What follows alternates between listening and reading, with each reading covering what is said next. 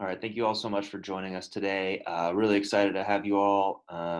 Please go ahead and ask any questions you may have in the chat box, and I will go ahead and read them to Dan, and we will go ahead and make sure that we're answering questions in the order that they're asked.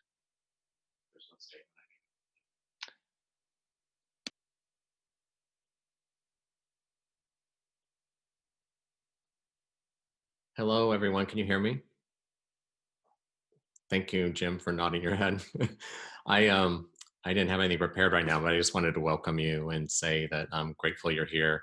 We were just getting a lot of different requests, and so we thought we'd be more efficient with my time and your time, and so I appreciate it. I'm going to hand it over to Mark to coordinate, but I just wanted to say I really appreciate that that you showed up. And I think I have to mute in between so you don't have static. Technology in time of COVID, we're all learning, right? Okay.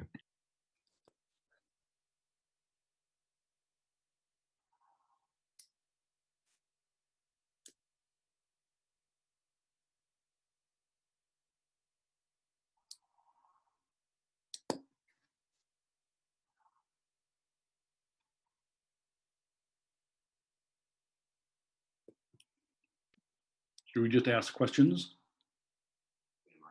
Yeah, go ahead and ask any questions, and we'll make sure that they're read to Dan, and Dan can respond. Oh, okay. Well, first, congratulations. Have you heard anything from Loretta Smith yet? First of all, thanks for we have to do this choreography amongst ourselves, Mark and I, with the muting. I have reached out to Loretta Smith a couple times this morning. I haven't yet heard back from her. I waited until all of you called it, and it was mathematically clear. So, yeah.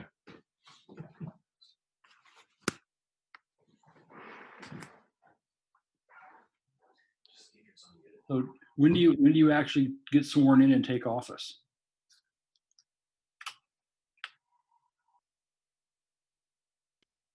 Sorry, Jim, can you ask that again? When do you actually get sworn in and take office?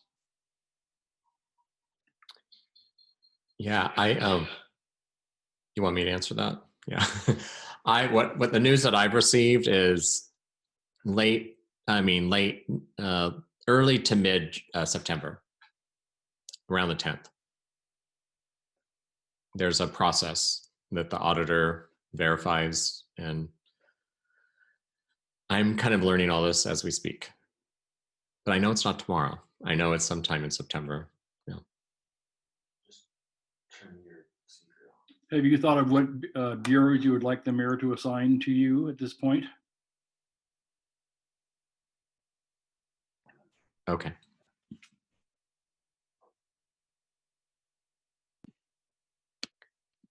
And I'll keep my speaker off. No, turn your speaker on so that we can hear from yours. Oh. That's what I'm trying to say. Okay, now it's set up.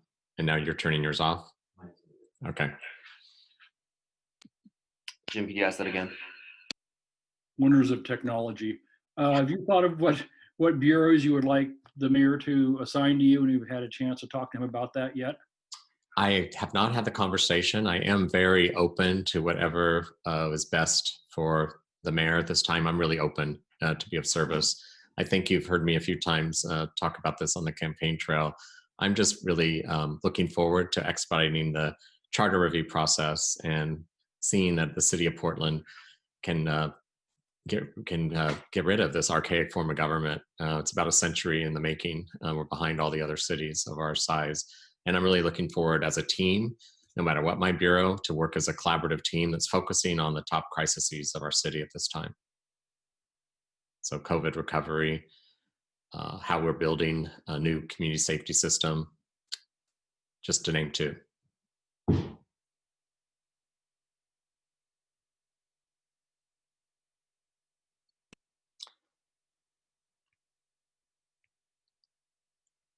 anybody else have any questions for Dan?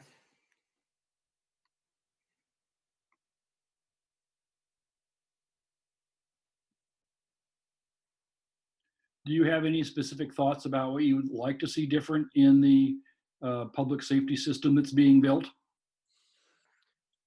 Yeah, I like the first steps of when there was repurposing of 15 million to really invest in the community response team.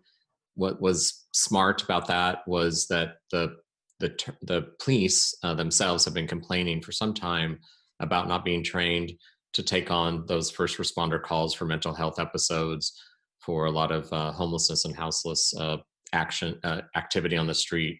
And so it was important to enroll those that have those skill sets. So we have to really make sure we build the right capacity. We have to build capacity for community street response team, and then we need to bring in those in the addiction and recovery services in general. And that's the first stages. I do believe that community policing is something that's talked about a lot. And we have to start taking action at this time. I think there's reason to start to see, hopefully, the police walking the beat, if you will, the streets of with people from the community. That would include people from the communities of faith, people from nonprofits, neighbors. Get to know people, start asking questions, start doing dialogue without armor on during the day, and get to know people's names. We all know that once you start building relationships on the streets, that violent crime goes down. We've seen that in cities such as Camden and Newark, New Jersey, for example. All right, a question came in from Nate Baker. Do you support, or do you think more money should be cut from the police budget? Why or why not? What further law enforcement reforms do you support? I support building more than demolishing. And so the reason I wanted to start with that, and why I liked the 15 million start, was because it's a repurposing of investments to build a community safety system. So for me, we have to justify the strategy of what each investment is and what success looks like. So it's easy to destroy and it's a lot harder to build. So I want to make sure that I'm part of a visionary team that's building something. And with each of those decisions, that we are really clear about what success looks like as we add that to the system. And the police are, of course, part of that community safety system. Another question. Dan, could you please tell us how this accomplishment feels to you personally? And have you spoken with anyone from City Council yet? Well, I guess because I couldn't sleep very well last night, I'm excited. I've never pressed refresh so many times in my entire life for a website, and I was, my motivation to run was so pure. It was that I'm in a really good place in my life with my skill sets and my career accomplishments to bring these to City Hall to be of service. So at this very moment, I'm in a very humble, grateful, and excited place. And I'm looking forward to serving the city that I love. Have you spoken with anyone from City Council yet? I did receive a call from Mayor Wheeler, and also dialogue with Commissioner Hardesty, and I've heard from Commissioner-elect Rubio. So thank you for that question.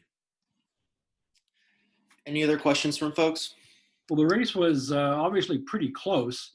It was too close to call early on. What do you say to all of the people that voted for Loretta Smith?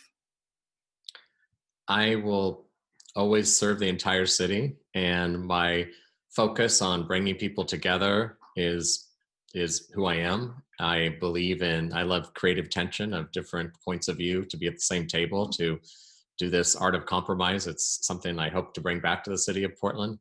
We're a scrappy river city, and we gotta come together and not be worried about not having the exact pure same thought, but have some of the same pure goals in mind. And so I look forward to that. And I know that I might focus on those with the least, always looking at the data, seeing where the margins are, seeing where the disparities are, and making sure we invest deeply there to make that fair is just how I serve.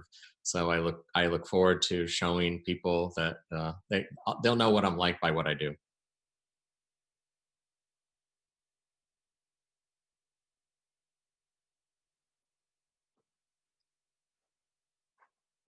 And I'll just add, I like to surround myself with critical points of view, because I think it just makes you stronger, and it gets you to that more creative place that that can really bring compromise. And I always say the room is much smarter than one person. So that room should include different points of view so we actually have the smartest outcomes. All right, we have time for one or two more questions. If anybody has anything else they'd like to ask, please feel free.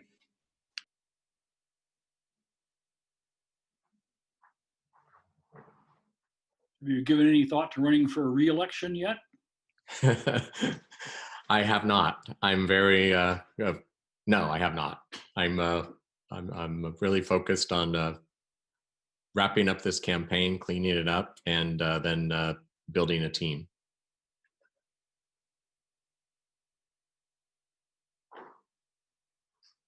Another question came in. Okay, there's another question that just came in. Do you feel like the rest of City Council is interested in developing a new city government system? I think that just based what I listened to on the campaign trail, as many of you know, there were 18 of us in my race alone. Definitely the popular opinion from candidates and from everyone that we were talking to in the city of Portland, it seems to be one of these things where there's consensus on. People are ready for that change. They're ready for a systemic change in how we're set up to govern the city. So I think the time is right.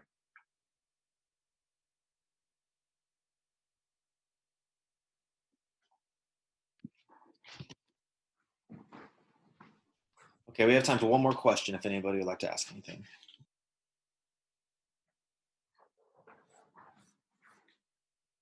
I'll deliver some closing remarks. Yeah. So if there's no other questions, I just want to again thank you all so much. I really learned so much from, I would say, everyone that I was, all of the people that ran for this race. I want to give a big plug for open and accountable elections. It feels so clean to have over 17, I think it was 1,750 donations from Portlanders and from people that couldn't give me more than 250. And I just think that grassroots way of doing campaigning immediately puts you in the public trust, but not in any special interest trust. And so one thing I do want to focus on when I first began also is to help improve it just a little bit, because I was a part of the first trial with it. And I think it's a policy that we can be proud of. I think it's a best practice that we could share nationally. So I want to make sure we get it right. And I'm just very proud that I came out of that system. And I just want to really thank Portlanders in general. I'm just really ready and humbled and to serve and on day one. And I look forward to always having my door open. And I look forward to being in dialogue and with all of you.